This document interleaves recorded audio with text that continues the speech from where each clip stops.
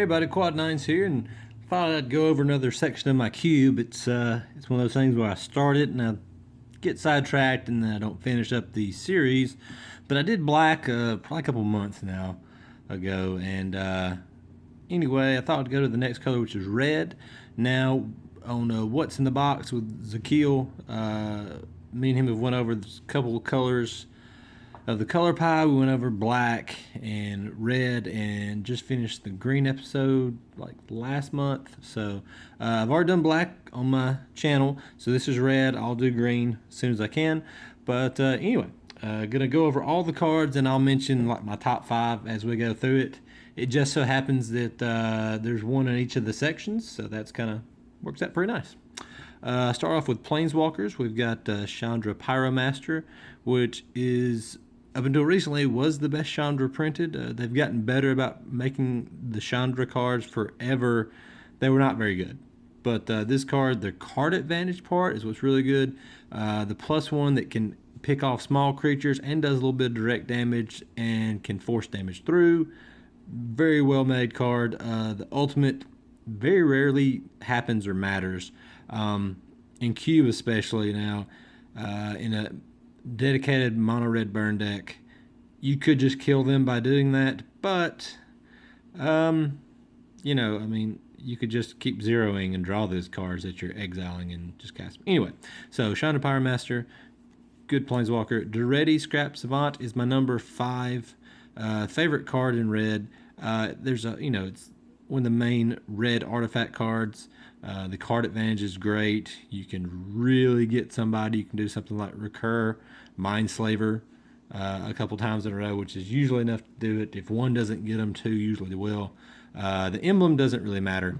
But yeah, really sweet card. I'll splash this guy and Dak Faden in my blue-black artifact style decks. So yeah, just really good card. Hope they explore this space more, the red artifact stuff.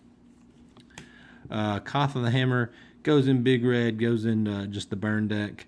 Really sweet card. It's definitely, you know when it's open, when you get this guy like, you know, towards the end of a pack, you know you can move in on a solid red deck and you're gonna get most of the cards you want, because he definitely is one of the top cards for that deck. Sarkhan the Dragon Speaker. Liked this a lot more when it first came out.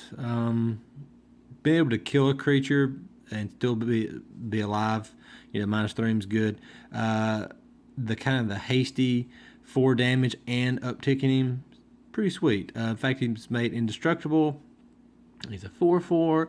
If they don't have, you know, Path Swords or some negative X thing, he's going to get in for some damage.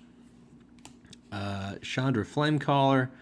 This card is so sweet. It is 6, but you know, a lot of my red decks play that aren't just straight burn decks play artifact ramp, or occasionally the red-green ramp deck. But this card just does what you want.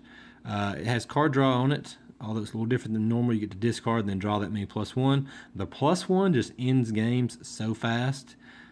We talked before about wish they had trample. They don't really need it because it's just a good ability. So the -X can just wipe a small board and still leave her alive. Like, you know, if you just a bunch of 2 and 3 butts, you just kill them all and she sticks around.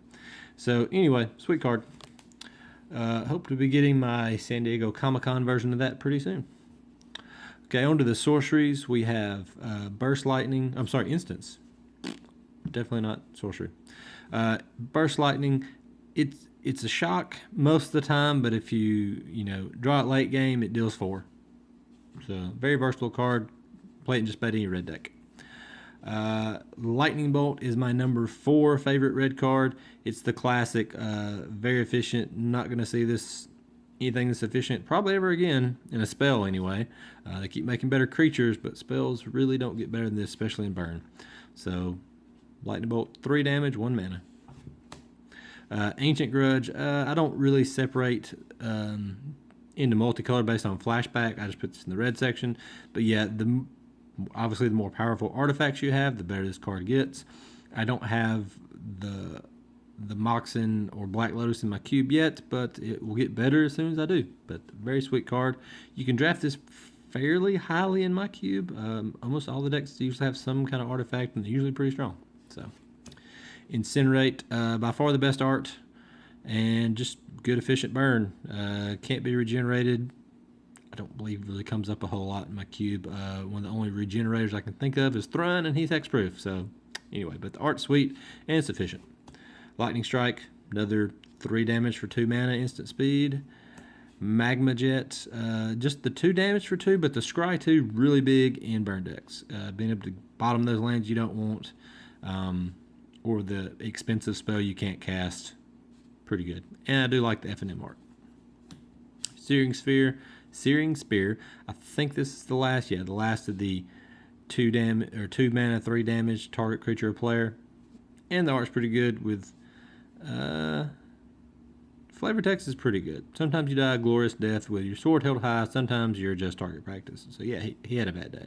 So Brimstone Volley. On its best day, you attack for almost lethal, and they eat some of your creatures. So something dies, and you finish them off with this. It goes for 5. But worst case, it's 3 damage for 3 mana, instant speed. Good stuff. Chaos Warp. Kind of breaks the color pie. It's non-damage based removal in red. Now granted, I have gotten rid of a Planeswalker and had them flip a Eldrazi Titan, so yeah, that didn't work out real well, but most of the time it's like reveal a spell, just put it back on top of their library. So it could be something like a preordain, like, oh, congrats. So pretty good removal. Goes in a lot of decks. So Stagger Shock.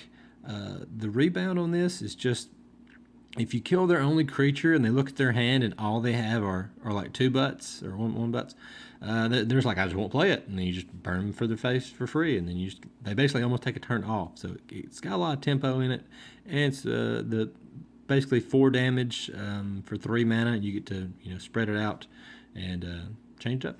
Good card. Stoke the Flames, possibly a free 4 damage. Obviously, back in Standard, it was best friends with Goblin Rabblemaster because you could tap the token it made, or anything you didn't want to attack that turn.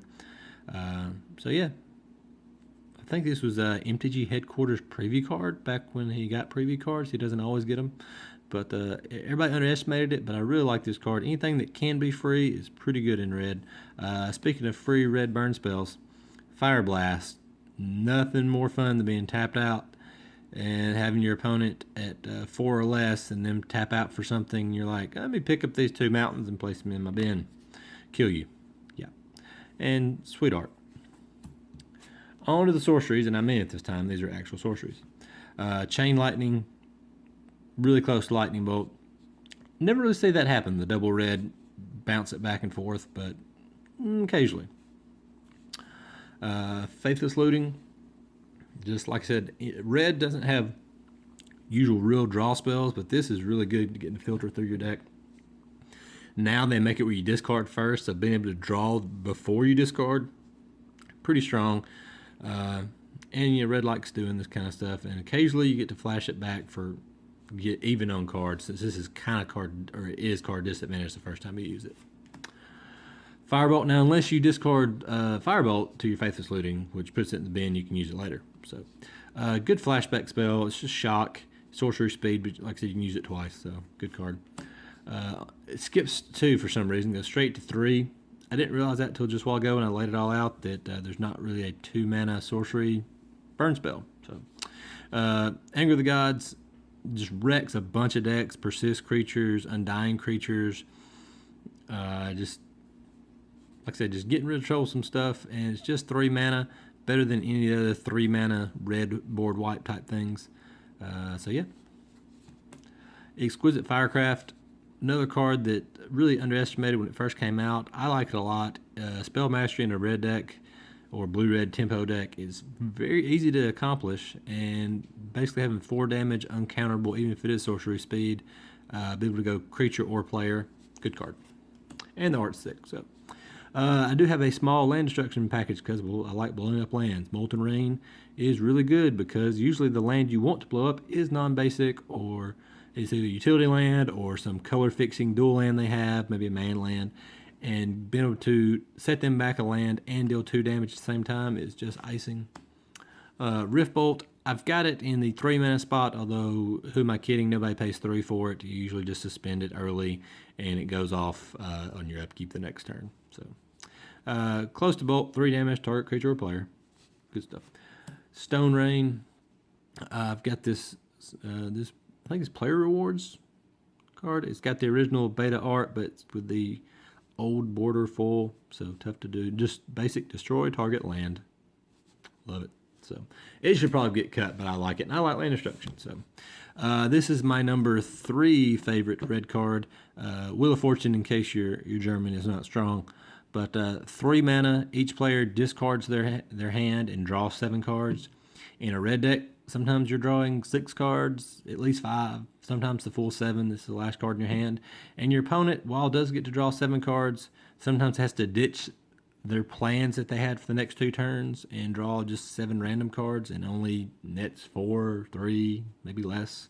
So this is great. It's really good in storm decks, just burn decks. It gives you more fuel. A lot of uses for Wheel of Fortune.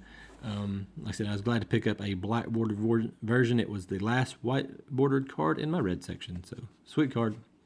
Empty the Warrens can just be a empty for 3. You get 6 goblins, just value empty. Sometimes you just spew out all the goblins and they have 1 turn to kill you. So good card. If you support Storm, I recommend it. Fiery Confluence card is crazy. Just like Ancient Grudge, the more mana rocks and stuff like that in the cube, swords, the better this card gets. Destroying up to 3 target artifacts, but a lot of times just deal 6 damage to their face. Or you can wipe a board for 4 mana if it's a bunch of smaller creatures. So, and being able to have the modes, the versatility is great. The next 2 cards are pretty much the same. Burning of Zinyi and Wildfire.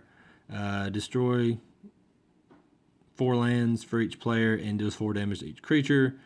And it's supposed to be equal because it happens to both people, but you build your deck around it, so it's not. You have a bunch of mana rocks or big butt creatures or no creatures, and they get their board wrathed and they lose all their lands, and they have no mana.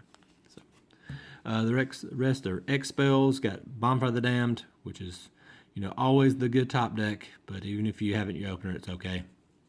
Rolling Earthquake basically says deals X damage to each creature because I don't believe I have any horsemanship creatures in the cube. And it does, and player. So just you usually finish them off with this, just kind of like a fireball that can kill things as well. Banefire, not being able to be countered is pretty strong. So usually finisher, do it for 5 or more. Sorry, the video's going a little long. I'm going to try and hurry up here, go through the creatures. Not going to talk about every card now. Falconwrath Gorger, haven't got to play it a lot, but more vampire. Every vampire that goes in the cube just makes it a better card. Goblin Guide is the best 1-drop in red. Apologies to Monastery Swift Spear, which I'll go over in a second. Grim Lavamancer, good utility. People just kind of forget that it is a clock because the red deck is going to put spells in the graveyard, and it's just going to eventually burn you out if you don't deal with it. Jackal Pup, kind of just gone. It's gotten bad, but I like the card. You need 2 power cards in your red aggro deck. And yes, Fire Drink Crusader is just better, but I like Jackal Pup. So, Monastery Swift Spear, like I said, the second best red 1-drop. Haste, Prowess, just does a lot of damage. Reckless Waif, another good 1-drop. If they don't have that turn 1 or turn 2 play, they're going to get punished because it attacks for 3. Usually the second or third turn it's down. Stromkirk Noble, another vampire. Gets out of hand. If you don't deal with it in the first couple of turns, it's a lot harder to deal with as the game goes on. Zergo, be able to dash it out to avoid sorcery speed removal. Pretty good. The drawback's not really a drawback. You're not really trying to block with your 2/2 for 1. He is legendary, which doesn't matter in cube. On to the 2-drops, Abbot of Carol Keep. That card advantage in red, where you get to use it now or not at all. Prowess, I've seen an attack for 5 on a turn. Not uncommon. Sometimes you just get that land drop play it on turn 3, get your land drop for the turn. Not bad. Ash Zealot, Snapcaster's worst enemy. I've seen people go to flashback stuff that forget about the claws and they just get bolted to the face. Dragon Whisper, if I do cut a card from my red section, which I'm not really looking to right now, this is probably it. It doesn't get drafted as high as I'd like it to, and I've never seen anybody do this. I did it once, but nobody else has ever done that, and it's just kind of a worse card than Dragon Lord. Outlaw the Great Revel, just ends game so fast, you can't really deal with it. And even if you deal with it, usually costs you 2 life. Irish Shaman, another one of these, red card advantage. It is a morph. I added a bunch of morphs back when it was a thing, so it would be harder to tell what they are. It's not the strongest, but being able to have a 3-power creature and being able to possibly draw a card. All right. There's Kargan Dragonlord, like I said. I do like it better than the Dragon Whisper. And if you ever get up to 8/8, it just feels so good. Keldon Marauders, once again, it's not as strong as it used to be, but it's a fair amount of guaranteed damage. If you can clear the way, it does a lot of damage because it's attacked for 1 turn.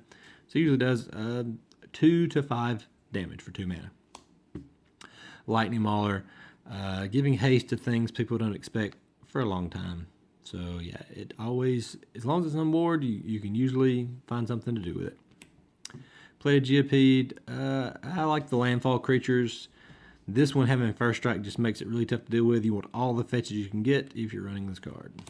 Scourge Wolf is done better than I thought. The 2/2 first strike is good, but you get to make it have double strike more often than you'd think, because instant and sorcery, easy to put in the graveyard in the red deck. Creatures usually die. Occasionally, like if you get makes Wasteland and Strip Mine a lot better because it gets that 4th kind in the graveyard to give it double strike. Stormblood Berserker, I've always liked this card. Some people think it's not as good, but you make it a 3/3 that with Menace a large number of the time on turn 2 even. So Warname Aspirant, another one that was better when it first came out. It's okay. It's still a good card. I think I pulled the Gorehouse Chainwalker. Is that the name? Yeah, the one from Innistrad for it, and I'm still pretty happy with it. So just need a lot of creatures in red. Young Pyromancer is my number 2 favorite red card. It's just a house. It goes in the decks I like to draft, blue-red, tempo type stuff, burn and counter spells, and just it makes an army and kills rather quickly. Chandra Fire of Kaladesh, got it in the creature section instead of the Planeswalker section because you have to play as a creature first. And she can end the game really fast. Usually the turn you flip her, she does like 5 damage, I think, and you just keep doing damage, Good stuff. Chandra's Phoenix, once again, not great, but it's hard to deal with. If they anger the gods, bad time for you. But yeah, hasty 2/2, it flies and gets to come back if you can do damage because that's what you do. Dualcaster Mage, copying counter spells is a lot of fun. Copying draw spells is a lot of fun. I've copied a Tooth and Nail before, Entwined, pretty fun. Rabble Master, card just gets in there. Have to kill it in like 1 or 2 turns or it just ends the game. Gutter Snipe, I've added a lot more instants and sorceries. It's a Spells Matter card, so it just kind of helps out the archetype. And it's a source of damage you can get to without attacking, in case you get brick walled. Magus of the Wheel, it's basically Wheel of Fortune. Only 3/3 for 3. Sometimes you just beat down and sometimes you refill your hand. Good. And you can also, like I said, make your opponent at instant speed discard their hand. So if they tutor for the card, you hit it on the draw step where they just got it in their hand. Now they got to put it in the yard. Prophetic Flame Speaker was one of my favorite cards from Journey into Nyx. Wears pants, as they call it, either enchantments or swords, really well. Double strike, trample, getting to draw cards. Sim Prodder, Red Rob, as they call him. Not as good, but pretty strong. Being able to just do a little extra damage or draw more cards. Good stuff. And it's a 3/2 with Menace, and people just forget that it has Menace a lot. Avalanche Riders, more land destruction. Works real well with Restoration Angel, just any kind of blink effects. I have got this guy out with Venzer, the Planeswalker, before, and it's sick. Gets bad really fast. And he has haste, so sometimes you just blow up a land, hit him for 2, and then let it die. Flametongue Kavu, FTK, still strong, still killing creatures, still 4 power for 4 mana. Hellrider, like I said, damage out of nowhere. Any kind of weenie deck where you go wide and you play this, and a lot of times they just die to the triggers the first turn it comes down. Same thing with Hero of Oxid Ridge. It comes down and just all the unexpected bonus damage, and when he attacks, the small creatures can't block. You steal a lot of games with both those cards. One of the newer cards, Pia and Kira Nalar, Mom and Dad. It can sacrifice any artifacts, not just the 2 Thopters. So, you can just, if you have enough mana and you have a few mana rocks, you can just do a lot of damage without ever having to attack. And, like I said, it's all the utility. It's good stuff. Perforos got him in the creature section, even though normally he's not. He really likes Rabble Master, and one of the next cards, anything that makes tokens, just damage, and it's indestructible. So, in the pump effect, people forget about that as well. It's a really good card. Probably one of the better 4-drops. Goblin Dark Dwellers. I haven't got to do anything really busted with this, but, sometimes you just flash back a burn spell. And it's free, so, yeah. And it's a 4/4 with Menace. Kiki Jiki, of course, I have the other part in the deck, but it combos with Deceiver, Pestermite, Resto Angel. I'm trying to think what else, but sometimes you just make an extra Inferno Titan and bash them, or an extra, Sundering Titan. A lot of the Titans are good with this guy. Just all the value out of Kiki Jiki. Siege Gang Commander, like I said, goes real well with Perforos. Just dealing tons of damage, making goblins, throwing them at people. Even though it's 5 mana, it's a good card. Thundermaw Hellkite ends games out of nowhere. When your opponent has Lingering Souls and you have this in your hand, you just kind of laugh because it just kills all their tokens and gets in there. Zealous Conscripts, like I said, it usually reads ultimate target Planeswalker and put it in their graveyard. So, and it's got haste, so it's just red and it's unexpected damage and getting to steal things just out of nowhere. Really good card. I wish the foiling process wasn't Avacyn Restored, but it is. It's better than From the Vault, though. Inferno Titan, still one of my favorite Titans. Getting to bolt something when it comes in and attacks, and the fire breathing effect, just don't forget about that, because they say no blocks. You're like, kill you, because you've got 3 red open. Make attack for 9 instead. Greater Gargadon, sack outlets are good. Works really well with Upheaval, obviously. And, not everybody runs this card, but I love Gargadon. So I like having free sack outlets, which works really well if your opponent has Zealous Conscripts. On to the enchantments. Video is really long, sorry about that. Seal of Fire, added it to help Delirium, and it's also like an onboard trick. So if they have counter spells, they can't really counter it once you get it down. It's just a shock. My number 1 favorite red card, Sulfuric Vortex, basically says 3 mana, you win the game, because in the red deck you're going to do more damage than they are. Keeps them from gaining life. I've died to my own Vortex a couple times, but won with it dozens of times. Really is a great card, and the old border full can't be beat. Last couple enchantments, got Splinter Twin. It's good for all the same reasons Kiki Jiki is, except for it's cheaper, and it's an enchantment. Like I said, it makes Inferno Titans, it makes infinite or a arbitrarily large number of Deceiver Exarchs. Sneak Attack. Sometimes you sneak in an Emrakul and you just win, or an Ulamog, or a Grave Titan. Make some dudes. So yeah, Judge Full Art. It got reprinted in Eternal Masters, but I'd already picked up this one. So, like I said, videos went incredibly long. If you're still here, thank you for watching. You're a trooper. I will try and have the green section up soon. I'll put the link to our red podcast, red section podcast, in the notes below. It's a few months back, but if you haven't heard it, it's a good listen.